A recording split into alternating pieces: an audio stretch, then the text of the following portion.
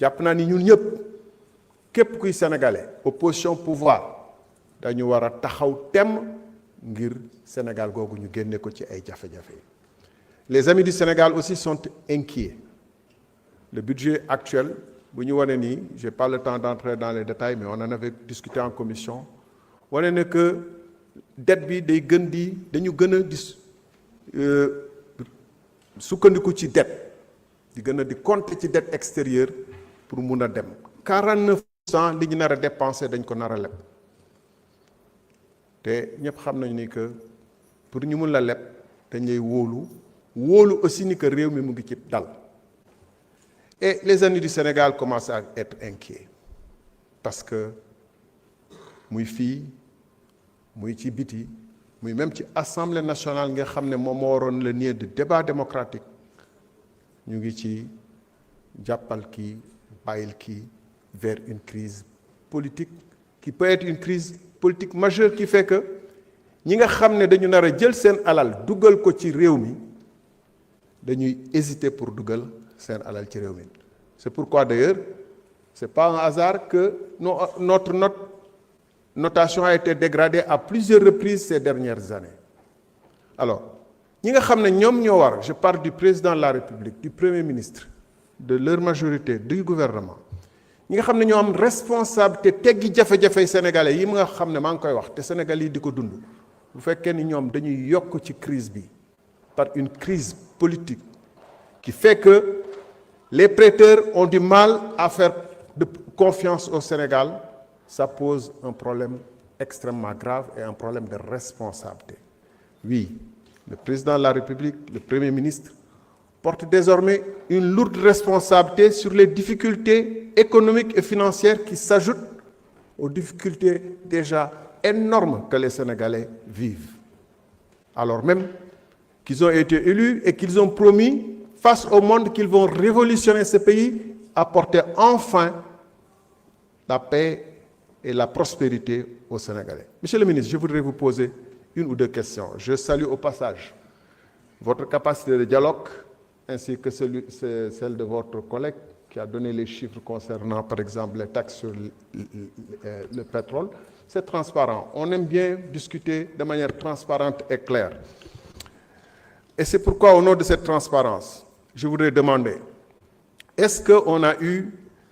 en octobre, un défaut de paiement sur 2 créances, sur le Soukouk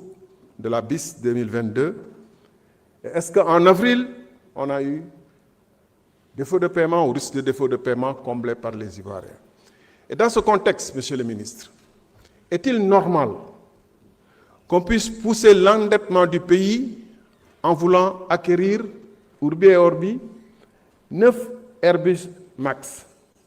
Est-ce que le Sénégal a la capacité de supporter cet endettement-là? Parce que quand on sait, on pourrait en discuter, mais le temps ne le permet pas, la rentabilité extrêmement problématique que peuvent offrir les compagnies aériennes dans un contexte difficile, mais dans un contexte ouest-africain et sénégalais très difficile où le tourisme est en train de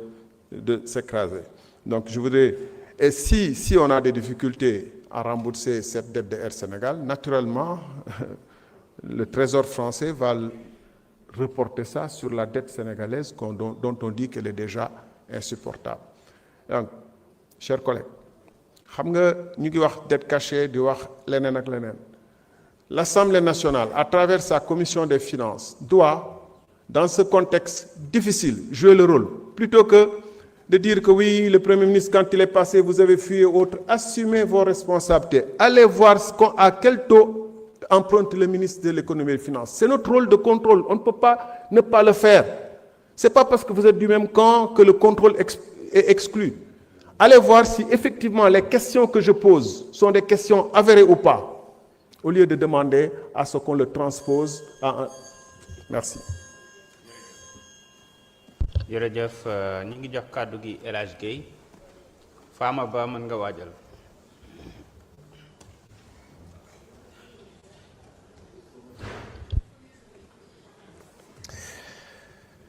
Assalamu alaikum,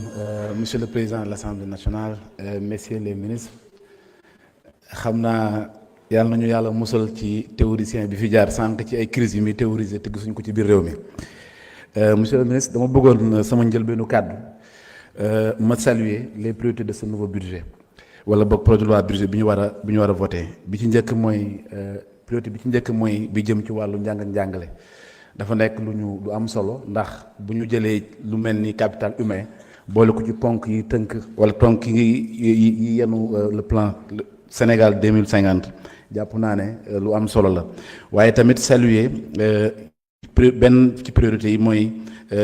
santé bi ngeen ci boole ndax problème mu santé jàpp naa ne nekk na loo xam ne aussi buñ ci taxawee mooy la ñu waxoon askan wi ña nga ca rawatina couverture maladie universelle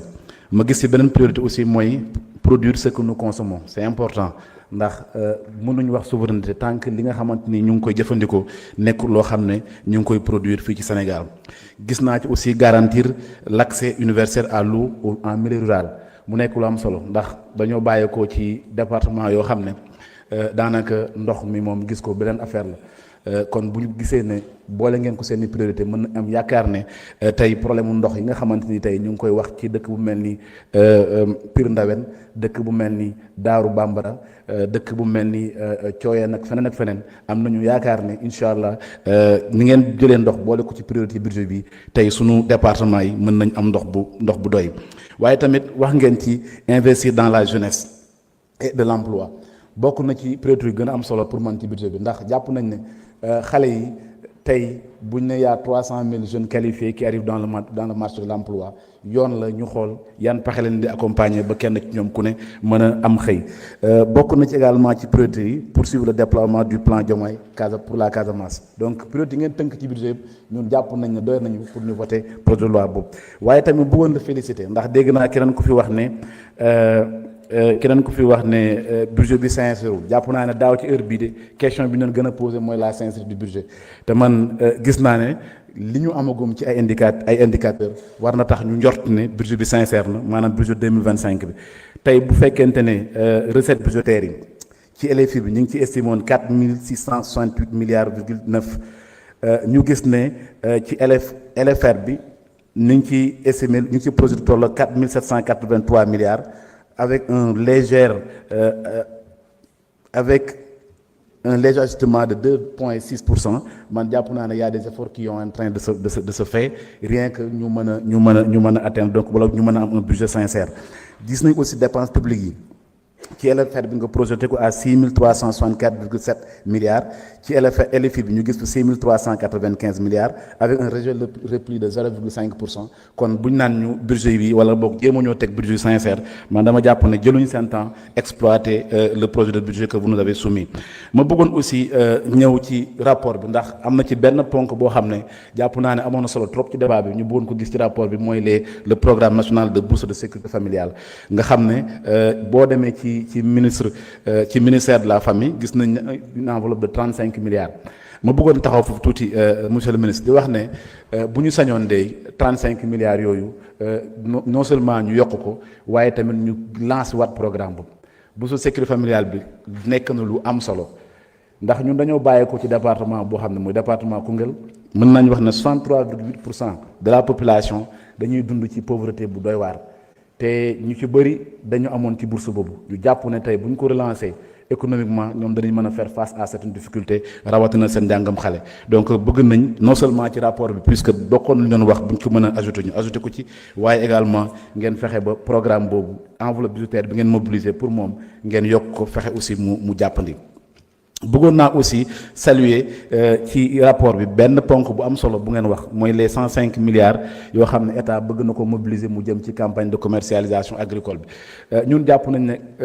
réussir nañu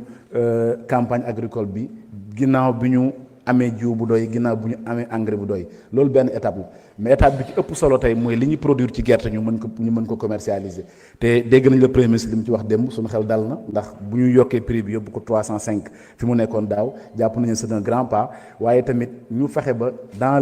sur le terrain ñu mën ko matérialiser maanaam créer autant de points de collecte pour ñu mën a jaay gerte boobu mais surtout ñu teel a